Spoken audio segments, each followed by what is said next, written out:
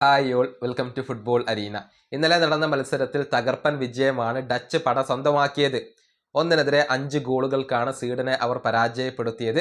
ഈ മത്സരത്തിന് ശേഷം അവരുടെ സൂപ്പർ താരമായ വിർജിൽ വാൻ ഡൈക്ക് വേൾഡ് കപ്പിനെ കുറിച്ച് സംസാരിച്ചിട്ടുണ്ട്.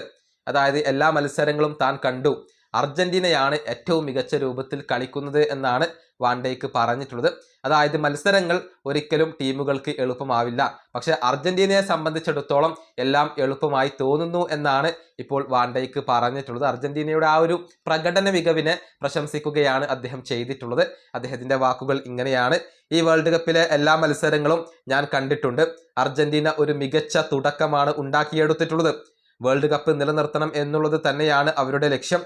വേൾഡ് കപ്പിൽ എളുപ്പമുള്ള മത്സരങ്ങൾ എന്നൊന്നില്ല, പക്ഷേ അർജന്റീനക്ക് എല്ലാം വളരെ എളുപ്പമായി തോന്നുന്നു. ഇതാണ് ഇന്നലത്തെ മത്സരത്തിന് ശേഷം വാൻ ഡൈക്ക് പറഞ്ഞിട്ടുള്ളത്. ആദ്യ മത്സരത്തിൽ തകർപ്പൻ പ്രകടനമാണ് അർജന്റീന നടത്തിയത്.